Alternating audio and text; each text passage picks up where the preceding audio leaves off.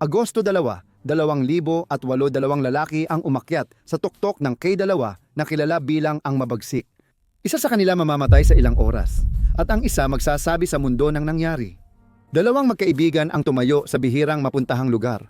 Sa gabi, may mawawala habang ang isa ay magkwento ng kasinungalingang paniniwalaan ng mundo sa mahabang panahon. Dito sa taas, mas mabagal mamatay ang katotohanan kaysa tao. Makalipas ang ilang taon, lumabas ang bagong ebidensya ng mas madilim na katotohanan. Maaaring malayo sa kwento ni Marco ang totoong nangyari sa kadalawa noong araw na yon. May bayani bang namatay para magligtas? O may nakaligtas bang nagsinungaling sa totoong nangyari sa taas? Kwento ito ng K2 climber na nagsinungaling sa pagkamatay ng kaibigan at lihim na bumabagabag sa bundok mula noon. Maligayang pagdating sa extreme. Si Marco Confortola ay laging sinasabi na ipinanganak siya sa mga bundok at una niyang nalanghap ang manipis na hangin ng Valfurva, Italia. At sa totoo lang, akmang-akma sa kanya ang kwento. Ang imahe ng isang batang lumaki sa gitna ng mga glacier na nakatakdang abutin ang matataas na lugar ay isang kwentong gustong-gusto ng mga pahayagan. Lumaki siya na pinapanood ang kanyang ama na magtali ng mga buhol at magbasa ng niebe na parang pagbabasa ng libro ng iba. Nasa dugo na ng pamilya nila ang pagiging gabay. Nang binatilyo na si Marco, determinado siyang sundan ang yapak ng ama.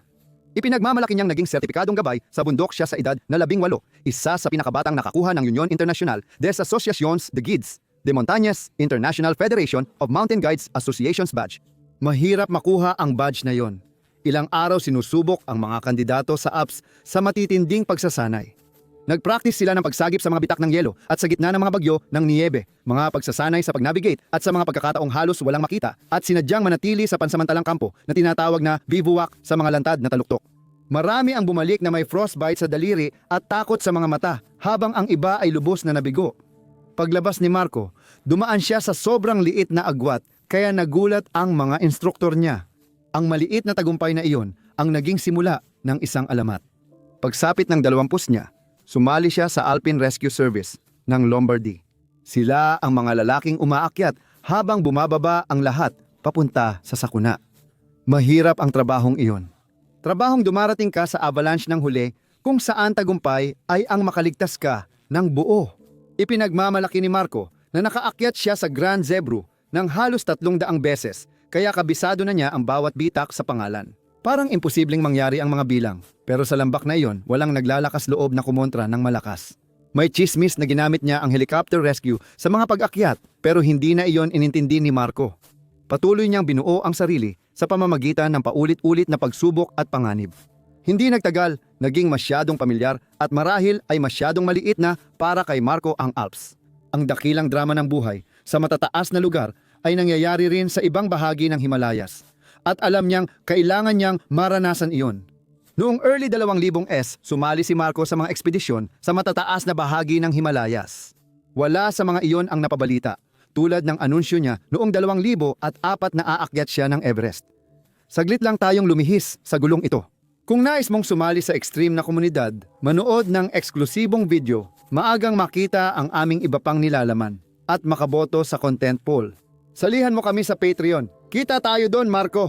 Ang pag-akyat ni Confortola sa Everest ay nagsimula sa Tibetan Plateau na nasa nakakasakal na taas na mahigit 17,000 talampakan. Ang unang malaking balakid ay ang North Cowal, isang pader ng yelo na humigit kumulang 23,300 talampakan ang taas. Dito, sina Marco at ang grupo niya ay magpapako ng krampon sa asul na yelo at aakyat gamit ang nakapirming lubid sa 1,000 talampakang pader. Lahat ng ito ay ginagawa habang palaging nanganganib sa pagbagsak ng yelo mula sa itaas. Pag-akyat nila sa Koal, nagsimula ang totoong pagsubok sa hilagang silangang gulod.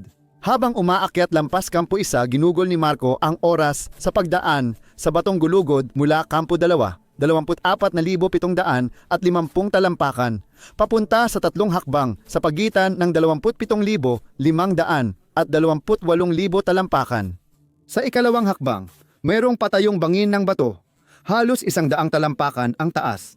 Sa bandang 28,000, 140 talampakan. Dito nakakabit ang kilalang Chinese na hagdan. Isipin mong hinihila mo ang pagod mong katawan, kulang sa oxygen, paakyat sa matarik na hagdan sa taas ng lumilipad na mga jet. Di mo halos maisip ang hirap sa katawan at isip na kailangan rito. Matapos ang ikatlong hakbang, ang huling hamon ay ang tuktok ng gulod. Ito ay isang mahaba at mapanlinlang na tawiran na parang walang katapusan sa taas na higit 28,500 talampakan. Bawat hakbang sa manipis na hangin ay kailangan ng lakas ng loob.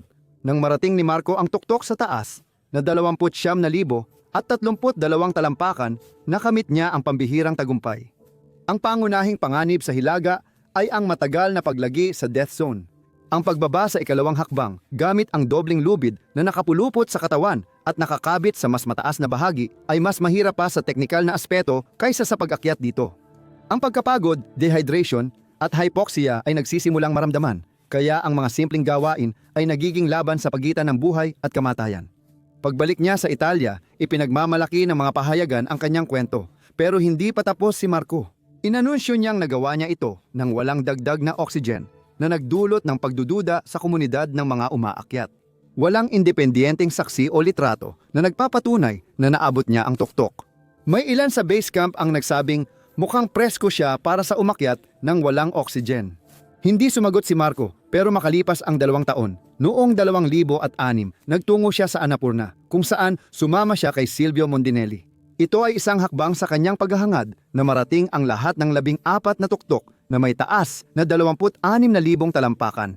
Sa tuwing ikinukwento ni Marco ang karanasan niya sa tuktok ng Annapurna, binabanggit niya kung gaano ka-epiko ang pag-akyat. Sa kabila ng pagod at pagbagsak ng bato, narating pa rin nila ni Silvio ang tuktok ng magkasama. Ayon sa ilang Italianong umaakyat ng bundok, hindi raw kailanman nagtugma ang mga detalye. Batay sa tala ng ekspedisyon, huminto ang dalawa sa ika-4 na tuktok 40 minuto bago marating ang tunay na tuktok. Nagpatuloy mag-isa si Silvio habang si Marco, pagod na, ay naghintay na lang sa likod. Pero nang makarating ang kwento sa kanilang bayan, nawala na ang maliit na detalyeng iyon sa salaysay ni Marco. Paulit-ulit niyang ikinuwento ang nangyari. Malayo ang tingin ng mga mata. Parang nanonood ng pelikulang siya lang ang nakakakita. Noong 2008 nang makarating si Marco, sa paanan ng K2, tinanggal niya ito sa listahan ng 14 na bundok na lagpas 26,000 talampakan. Hindi niya alam na magkakaugnay ang kanyang kapalaran sa isang inhinyero. Si Gerald McDonnell, karaniwang nagtatrabaho ang mga inhinyero sa research facility, corporate environment o consulting firm. Kaya ano ang ginagawa ng inhinyerong ito sa matataas na bundok? Si Gerald McDonnell, 27 anyos na Irish na inhinyero, ay lumipat sa nagyeyelong Alaska. Ang tawag sa kanya ng mga kaibigan. Palagi niyang sinasabi na pumunta siya sa Alaska noong 1978 para sa mas magandang oportunidad sa trabaho. Noong panahong iyon, dumaraan ang Ireland sa Celtic Tiger boom. Panahon ng mabilis na paglago ng ekonomiya sa Ireland na nagbago sa bansa mula sa pinakamahirap sa Europa tungo sa pinakamayaman. Sa totoo, ang mga bundok sa Alaska talaga ang tumawag sa kanya. Sa susunod na 5 taon, si Jer ay nagbago mula sa isang tunay na tagalungsod na hindi pa nakakaakyat ng bundok tungo sa isang bihasang manlalakbay na nakatutok na ang mga mata sa Mount Everest. Ang pinakamapansin kay Jer ay ang kanyang balbas. Hindi na ito maayos na balbas ng tagalungsod, kundi magulo at makapal na tumubo sa kanyang panga at pisngi. Ang mismong balbas na ito na sinamahan ng malalim na kabaitan na hindi nawala sa kanyang mga mata ang naging dahilan kaya tinawag siya ng kanyang mga kasamang umaakyat na Jesus. Noong 2003, sumama siya sa ekspedisyon ng Irish patungong tuktok ng bundok Everest. Kasama niya sa grupo si Mick Murphy, kapwa umaakyat. Matapos ang mga taon ng pagsasanay sa Alaska Range, handa na si Jer para sa mas matataas na kabundukan ng Himalayas. Ang pag-akyat ay isang klasikong ekspedisyon sa Everest sa pamamagitan ng South Col na ruta sa Nepal. Kinailangan ng grupo na mag-adjust ng katawan para makayanan ang hangin na kulang sa oxygen sa taas na lampas 26,000 talampakan, tinatawag na death zone. Malaki ang epekto nito sa mga umaakyat. At ayon mismo kay Jare, labis siyang nahirapan dahil kinailangan niyang harapin ang manipis na hangin at matinding lamig sa bundok. Sa kabila ng hirap, namayani pa rin ang diwa ni Jer. Habang ang iba ay tahimik o abala sa sarili, si Jair ang puso ng ekspedisyon. Siya ang nagpapagaan ng tensyon sa kampo. Kapag hindi siya nagkukwento, nagtutugtog siya ng musika sa kampo. Ano ang naging susi sa tagumpay niya sa tuktok? Hindi lang siya umabot sa tuktok noong Mayo 26, 2003, kundi mahalaga rin kung paano niya ito nagawa at ang kahulugan nito sa kanya. Matinding pagsubok ng tiyaga ang kanyang pag-akyat sa tuktok.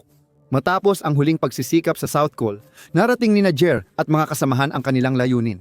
Tumayo siya sa tuktok ng mundo, pinagmamasdan ang tanawin na kakaunti lang ang makakakita.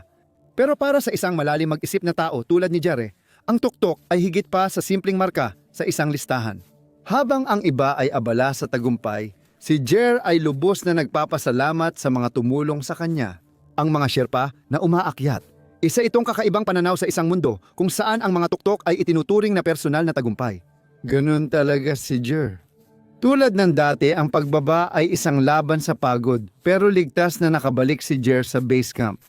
Everester na siya, kabilang nasa isa sa pinaka-eksklusibong samahan sa mundo. Ngunit hindi sertipiko at titulo ang pinakamahalaga sa kanya. Dala niya pauwi ang paniniwala sa pagtutulungan, paggalang sa kalikasan ng bundok, at kumpiyansa na kaya niyang magtagumpay sa sukdulan ng kakayahan ng tao. Ang Everest ang naging patunay na may pisikal at mental siyang tibay para sa pinakamataas na bundok. Pero habang ginagawa ito, lumitaw ang mas mapanganib na tanong, ano ang susunod? Noong 2006 si Jer ang nanguna sa pag-akyat ng Broad Peak at unang nakaabot sa tuktok sa kanilang grupo. Pampainit lang iyon para sa kanya. Ang tunay niyang target ay ang K2, kaya pagkababa mula sa Broad Peak, agad nagtungo si Jer sa K2 base camp. Ano ba ang meron sa K2 na umakit kay Jer? Bakit kaya isusugal ng isang lalaking nasa tuktok na ng Everest ang lahat para sa bundok na ito? Para kay Gerald, ang K2 ang pinakamatinding pagsubok. Sa bawat apat na nakarating sa tuktok, isa ang namamatay sa pag-akyat. Ipinapakita ng estadistikang yan kung gaano kahirap akyatin ang mabagsik na bundok na ito. Kailangang harapin ng umaakyat ang pabago-bagong panahon at panganib ng bumabagsak na yelo at bato. Napakakomplikado rin nito na isang maling hakbang lang ay maaaring maging katapusan mo na. Mataas na siya sa bundok, humihinga sa manipis na hangin dahil sa taas. Biglang may masamang nangyari. Isang malaking bato ang nahulog mula sa bundok at mabilis na lumalapit. Gerald, paano mapaghahandaan ng umaakyat ang ganitong biglaang pangyayari? Nagsusuot sila ng protective gear at may dalang gamit. Protektado si Jare. Suot pa niya ang helmet sa pag-akyat. Habang pinapanood niya ang batong papalapit sa kanya, alam na niya sa kanyang pakiramdam na masasaktan siya ng lakas nito. Umaasa pa rin siya na makakatulong ang helmet niya para mabawasan ang pinsala. Nang tumama ang bato kay Jer, hindi lang nito dinurog ang helmet niya. Direktang bumangga ito sa kanyang bungo, agad siyang naiwan sa matinding taas ng altitude. Dahil sa grabing sugat sa ulo, kailangan ni Jerry ng ospital agad sa loob ng 1 oras o mamamatay siya. Nasaksihan ni na Mick Murphy at Banjo Bannon, mga kakampi ni Jer, ang trahedya. Noong oras na yon, sila lang ang lifeline at pag-asa ni Jerry para mabuhay.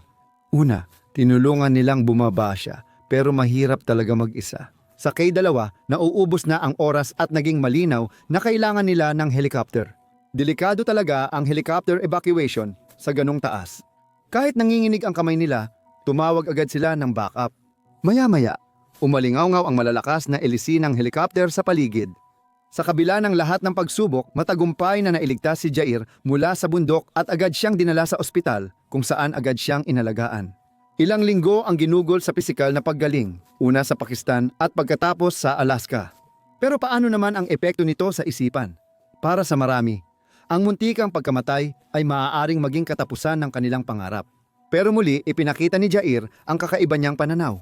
Sinabi niya kay Alan Arnett na sa halip na panghinaan, mas naengganyo pa siya dahil sa aksidente. Hindi na siya makapaghintay na bumalik muli. Ito ba ay halimbawa ng katatagan ng tunay na umaakyat ng bundok o simula ng mapanganib na pagkahumaling? Makalipas lang ang halos 2 taon, muling nakatitig si Jair sa bundok na minsang sumira sa kanyang katawan. Pero nanatiling mataas ang kanyang espiritu. Hindi siya aatras hanggat hindi siya nakatayo sa tuktok nito. Noong 2008 maraming internasyonal na koponan ang umakyat sa bundok tulad ng Dutch, South Korean, Norwegian teams at mga independenteng umaakyat gaya ni Marco Confortola ng Italia. Nagkasundo ang mga koponan na magtulungan sa paglalagay ng lubid para sa ligtas na pag-akyat. Sa matagal na pag-aaklimatisa at paghihintay ng magandang panahon, doon nagkakilala at naging magkaibigan sina Jer McDonnell at Marco Confortola. Sa isang sandali, 2 magkaibang tao ang nagkatali ng lubid at naglakad sa iisang landas. Ang buhay sa mataas na lugar ay napakahirap at ang pagkakaroon ng isang tulad ni Jer na may positibo at masiglang presensya ay malaking tulong. Nagsimula ang pagsugod sa tuktok noong Agosto 1, 2008. Eksena ito ng maraming taong nagmamadaling lumabas bitbit ang gamit, sinusuri ang mga lubid hanggang may isang nakapansin ng kakaiba. Hindi nakakabit ang mga lubid. Nagresulta ito sa nakamamatay na siksikan ng mga umaakyat na napilitang maghintay habang nauubos ang mahalagang oras ng liwanag. Isa-isa at unti-unti silang umaakyat mula sa itaas para silang hanay ng alitaptap na gumagapang sa burol. Dito muling binalikan ni Jare ang kanyang nakaraan. 2 taon na ang lumipas, ang yelong ito ay nabalutan noon ng sarili niyang dugo. Habang kumakapit ang kanyang krampon sa dalisdis, naramdaman ba niya ang takot na hindi dulot ng lamig? Ang bawat gasgas ba ng yelo sa lubid ay simula ng pagguho ng niebe. Iniisip niya kung tumitibok pa rin ba ang kanyang puso ng pamilyar na ritmo, na parang naaalala ng katawan ang dating sugat at bali. Kung ganoon, hindi ito ipinakita ni Jare. Ang natatandaan lang ni Marco ay isang lalaking laging nakangiti at mas iniintindi ang kapakanan ng ibang umaakyat. Sa huli, noong Biyernes ng gabi, Agosto 1, 2008, parehong nakatayo sa tuktok ng K2 sina Marco Confortola at Jer McDonnell. Para kay Marco, malaking dagdag ito sa mahabang listahan ng tagumpay niya sa pag-akyat at mahalagang yugto bilang profesional na high-altitude guide at mountaineer. Pero para kay Jer, isa itong malalim na personal na tagumpay, isang patunay na kaya niyang talunin ang bundok na muntik na niyang ikamatay noon. Nagpicture sila, pagod ngunit nakangiti sa kamera, ngunit agad naputol ang pagdiriwang. Padilim na noon at nagsimulang dumampi ang malamig at mapanganib na hangin sa kanilang mga balat. At sa bawat segundo na ginugol nila sa pagdiriwang, patuloy na nauubos ang mahalagang hangin sa kanilang mga tangke ng oksiheno. Kailangan na nilang umalis. Pagbaba nila, nagsimula ang mga mapanganib na pangyayari. Sa hindi mapagkakatiwalaang bahagi na tinatawag na bottleneck, isang napakalaking blok ng yelo na kasinlaki ng isang gusali ang biglang bumagsak ng walang babala. Tinangay ng pagbagsak ng yelo ang mga umaakyat at pinakamahalaga, naputol ang fixed rope na lifeline ng mga tao sa itaas. Dahil dito, na-stranded ang hindi bababa sa 17 umaakyat kasama sina Jair at Marco. Halos di pa sila bumababa. Wala nang fixed rope at sobrang dilim na para ayusin pa nila ang kahit ano. Isa lang ang pagpipilian nila. Hintayin ang araw at magpalipas ng gabi sa taas na lampas 28,000 talampakan ng walang silungan. Sa gitna ng niyebe, desperadong naghukay si Marco ng 2 butas para makakampo sila ni Jair magdamag. Naghintay sila roon, umaasang hindi gaanong ginawin ang kamay at paa pagsapit ng umaga para makakilos pa rin. Kinabukasan ng umaga, lumabas ang 2 lalaki mula sa mga butas nila, pagod, sugatan sa lamig, pero lubos na nagpapasalamat na nakaligtas sa magdamag. Nangyari na ang pinakamasama. Ano pa kaya ang susunod? Habang bumababa sila, napansin nila ang gusot ng mga lubid sa ibaba. 3 lalaki ang naipit doon. Ito ay mga umaakyat mula sa Koreanong koponan na sina Kyogyong Kim, Jumik Bot at Pesong Bot. Isang malupit na tanawin ito. May mga nakabiting patiwarik, hinihila ng mabibigat na bag, kaya baligtad ang posisyon at baluktot ang mga braso't binti sa lubid. Hindi bababa sa 2 sa kanila ay hindi na gumagalaw. Ang kanilang mga katawan ay pinatigil ng lamig at ng manipis na hangin. Lalong lumala ang sitwasyon dahil nasa isang matarik na tawiran sila, hindi sa ligtas na gilid. Isang maling hakbang lang dito ay maaaring magpadala sa isang tao ng libu-libong talampakan pababa sa mukha ng bottleneck. Huminto sina Jare McDonnell at Marco Confortola matapos galing sa death zone. Nakasalalay ang kaligtasan nila sa mabilis na pagbaba, pero hindi nila ito basta malalampasan. 3 oras nagsikap sina Jair at Marco na palayain ang mga lalaki. Hirap silang magbuhol gamit ang nagyelong daliri at ginagamit ang ice axe para tuklapin ang nagyelong lubid. Hinila at itinulak nila para palayain ang mga walang malay na lalaki. Kahit anong pagsisikap nila, tila walang silbi ito. Dito na pumapasok ang bahaging puno ng moral na pagtatalo. Sa puntong ito, labis ng pagod si Marco at naabot na ang hangganan niya. Tiningnan niya si Jair na patuloy sumasagip, pero para kay Marco, wala nang pag-asang mailigtas ang mga naipit na umaakyat. Natatakot siyang matulad sa kanila, kaya nagkasundo sina Marco at Jer na sabay bababa. Iyon ang plano. Ginawa na nila ang kanilang makakaya. Panahon na para iligtas ang sarili. Pero habang bumababa si Marco sa dalisdis, hindi siya sinundan ni Jair. Sa una, inakala ni Marco na nasa likod lang niya ang kaibigan niya. Makapal ang hamog, mahina ang visibility, at paputol-putol na ang radio contact nila. Pero nang lumingon siya, wala na si Jer. Naiwan pa rin doon sa taas, malapit sa mga bangkay, nakasabit sa lubid. Iyon na ang huling pagkakataon na nakita ni Marco si Jer na buhay pa. Makalipas ang ilang oras, narating ni Marco ang ibabang bahagi ng bottleneck mag-isa. Naubos na ang kanyang oxygen, nagyeyelo ang mga paa at bawat hakbang ay parang naglalakad sa kutsilyo. Halos hindi na siya umabot sa Kampo 4 nang matagpuan ng mga tagapagligtas na may frostbite at wala sa sarili. Pagdating ng mga reporter, binigyan sila ni Marco ng kwento at sinabi niyang marangal ang desisyon ni Hare. Nagpasya siyang maiwan para tulungan ang tatlong naipit na umaakyat at doon siya namatay. Mabilis na kumalat ang kwento tungkol sa Irish na nag-alay ng sarili para iligtas ang iba. Maganda, trahedya, at naging tampok ito sa mga balita sa buong mundo. Sa mga sumunod na araw, lumabas ang ibang bersyon ng kwento na hindi tugma sa kay Marco. May mga umaakyat sa lower camp na nagsabing nakita pa raw nilang buhay si Jer kahit matagal nang patay ayon kay Marco. May nagsabi rin na si Jer ay tumulong pa rin sa mga nasugatan kahit bumaba na si Marco at isang pangalawang pagguguho ng sirok ang nagtulak sa kanya palayo. Dito nagsimulang magkahiwa-hiwalay ang kwento. Nang tanungin si Marco, paiba-iba ang sagot niya. Sa isang panayam, sinabi niyang nahulog si Jair. Sa iba, nanigas daw ito sa kinatatayuan. Sinabi niyang hindi na niya muling nakita si Jer matapos ang unang pagbagsak. Nagbabago ang tono niya ayon sa nagtatanong at bawat kwento ay may bagong puwang na iniiwan. Nang gumulong ang mga kamera, tumibay at naging paninindigan ni Marco ang kanyang bersyon ng mga pangyayari. Sa press conference sa Milan Airport, sinabi ni Marco Confortola na tumagal siya ng 3 sa 4 oras para tulungan ang mga naipit na Koreanong umaakyat. Sinabi niya, ito ay isang bagay na nagmula lang talaga sa aking puso. Pagkatapos noon, doon ko naranasan ang mga naging bunga ng aking ginawa. Ngunit iba ang ipinakita ng kamera na binigay ni Jer McDonnell kay Pemba Jalje Sherpa bago sila umakyat. Ang mga litrato ay naging mahalagang ebidensya na nagpapakita na si Jer at hindi si Marco ang naiwan para tumulong. Kahit ang mga tala ng pagsagip ay salungat sa sinabi ni Marco, habang sinabi niya sa buong mundo na patay na si Jer. Ayon sa satellite data at testimonya ng mga umaakyat, buhay pa si Jair ng ilang oras at posibleng tumulong pa habang pababa si Marco. Bakit laging iba ang kwento ni Marco? Dahil ba sa trauma kaya malabo ang alaala niya? O sinasadya niyang kontrolin ang kwento bago siya maunahan ng katotohanan? Madaling isipin ang bigat ng pressure na dinanas niya bilang nag-iisang natirang profesional na gabay sa bundok noon. Natural lang na siya ang tanungin. Iniwan ba niya ang kaibigan para iligtas sarili? Talaga bang naniwala siyang wala na si Jair? Hindi nasagot ang mga tanong na iyon. Kahit sa mapanuring isinulat ni Kan Moriarty, maingat ang tono, may paggalang sa alaala ni Jair. Pero alam niyang malabo at magkakasalungat ang mga pahayag ni Marco. Hindi direktang inakusahan ni Moriarty si Marco. Pero ang pagsama niya ng mga ulat na pumupuna sa mga umaakyat ng bundok dahil sa mabilis na pagdedeklara ng pagkamatay ng iba, ay tila may pinapatamaan. Ang tiyak lang nating alam ay ito. Si Jare McDonnell ay huling nakita na buhay malapit sa mga bumagsak na umaakyat. Patuloy pa ring tumutulong ilang sandali bago muling may isang sirok na bumagsak. Natagpuan ang kanyang katawan sa mas mataas na bahagi ng dalisdis kaysa inaasahan. Patunay na nanatili siya roon at hindi nahulog. Kaya nananatili ang tanong, hindi ba talaga alam ni Marco ang nangyari sa kanyang kaibigan? Mas pinili ba niyang manahimik kaysa tanggapin ang katotohanan? Sa gitna ng gulo sa K2, bumaba siya at iniwan si Jer na mamatay.